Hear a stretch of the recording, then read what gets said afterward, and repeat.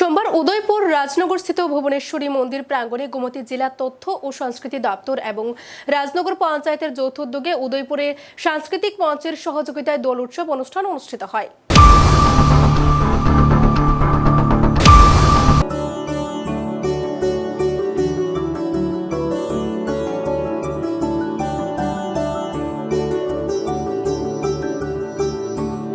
হোলি উৎসবে মাতোয়ারা গোটা রাজ্য, গ্রাম থেকে শহর, শহর থেকে গ্রাম, সর্বত্রই আনন্দ উল্লাসের জোয়ার।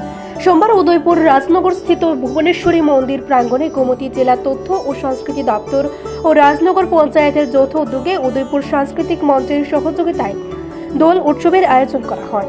এই অনুষ্ঠানে প্রদীপ প্রজ্বলন করে শুভ সূচনা করেন গোমতী জেলা তথ্য ও সংস্কৃতি দপ্তরের সহ অধিকর্তা মনোজ দেববর্মা। এছাড়া অন্যান্যদের মধ্যে উপস্থিত ছিলেন বিশেষ সমাজসেবক অজিত পোদ্দার, উদয়পুর সাংস্কৃতিক মঞ্চের সম্পাদক দীপঙ্কর চক্রবর্তী, বিশেষ শিক্ষক মনোজিৎ ধর সহ আরও অনেকে। ফাল্গুন মাসের পূর্ণিমা তিথিতে দোলযাত্রা উৎসব অনুষ্ঠিত হয়। বৈষ্ণব ধর্ম অনুযায়ী এই ফাল্গুন পূর্ণিমাতে বৃন্দাবনে ভগবান শ্রীকৃষ্ণ আবির আর রং নিয়ে রাধিকা ও অন্যান্য সখীদের সঙ্গে রং খেলায় মত্ত হয়ে উঠেছিলেন। সেই থেকে দোল উৎসবের প্রচলন। দোল উৎসবের একটি ধর্মনিরপেক্ষ দিকও রয়েছে। দোলের দিন সকাল থেকে নারী পুরুষ নির্বিশেষে আবির ও বাহারি রঙের খেলায় মেতে ওঠেন সকলেই। এই দোল উৎসবকে বসন্ত উৎসব নামেও আখ্যায়িত করা হয়। দোল পূর্ণিমায় দোল উৎসব এবং হোলি খেলায় আনন্দ উল্লাসের কোনো খামতি নেই।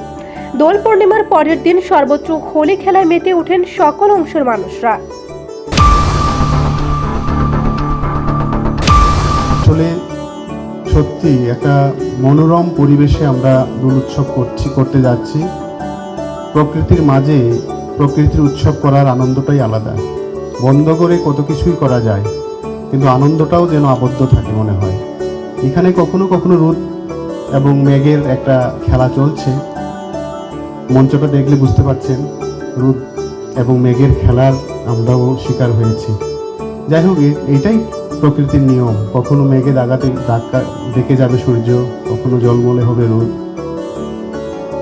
এই সময়টার মধ্যে এই হচ্ছে প্রকৃতির নিয়ম। চারিদিকে যদি আমরা একটু চোখ খুলে তাকাই, গাছগুলির পাতা, অনেকগুলি গাছের পাতাগুলি ঝরে গেছে, আবার নতুন কলিরা হাজির হচ্ছে। সবুজ সবুজ লাগছে চারদিকে। এই তো বসন্ত। পাতাগুলি ঝরে যাচ্ছে ঠিকই, কিন্তু নতুন কলি এসে যেন আলাদা একটা বাতাবরণ তৈরি করছে।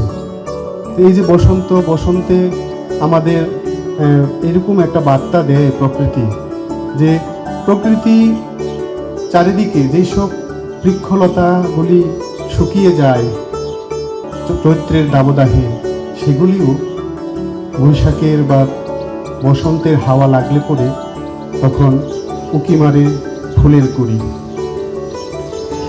প্রতিটি গাছে রয়েছে।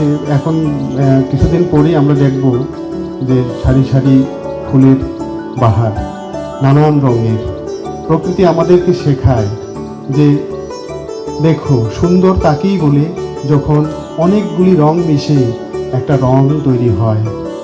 সেটা সূর্যও আমাদেরকে শিখিয়েছে। দেখো, আমার যতই উত্তাপ থাকুক না কেন, আমি কিন্তু 7টা রং নিয়ে চলি। এই 7টা রং আছে বলেই আমরা রামধেনু বলি। রামধেনুর 7 রং নিয়ে এই রং চুরি করি তো আজকে আবিরের রং। 7টা রং না মিশলে আসলে আমাদের প্রকৃত অর্থে আমাদের আবির খেলা হয়ে ওঠে না। এবং আবিরের আরেকটা ব্যাপার আছে, আমরা হয়তো আমি এখানে বলবো, সবাই এখানে যারা এসছেন, আপনারা এই আবিরের প্রসাদ থেকে আপনারা বঞ্চিত হবেন না। চেয়ে হলে নিয়ে নেবেন, আর যদি কেউ বাকি থাকে ওদেরকে অবশ্যই দেবেন। এই রঙের দিনে একটু আবির মাখা দরকার আমাদের। আগেকার দিনের বিশেষ পদ্ধতিতে আবির তৈরি করা হতো, যেটা আমাদের শরীরে মাখলে পরে আমাদের স্কিন ডিজিজগুলি ভালো হয়ে যেত। এখন অনেকটা কৃত্রিম উপায়ে রং তৈরি করা হচ্ছে, সেটা হয়তো আমাদের একটু ক্ষতি করে। কিন্তু এইখানে আমি আপনাদের বলে রাখি, আমাদের কিন্তু অনেক যে স্বসহায়ক দল রয়েছে গোমতী জেলাতে, ওরা কিন্তু প্রকৃতিগতভাবে রং তৈরি করছে। সেটা আমাদের কিন্তু শরীরের খুব উপকার করে। তো আজকের দিনে আমি এইটুকু বার্তা দিতে চাই, অনেকগুলি রং মিশে আমাদের আবির খেলা হচ্ছে, দোল খেলা হচ্ছে, বসন্তকে উদযাপন করছি আমরা যেন সেভাবেই সবাই মিলেমিশে থাকতে পারি। এখানে উঁচু নিচু কোনো ভেদাভেদ যেন না থাকে। আপনারা জানেন যদি আমরা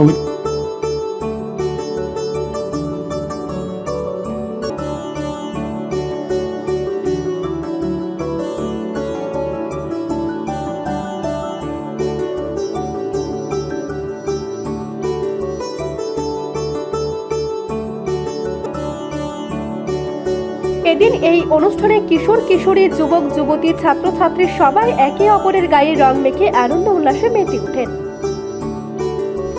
উদয়পুর প্রতিনিধি রিপোর্ট, এশিয়ান টাইমস।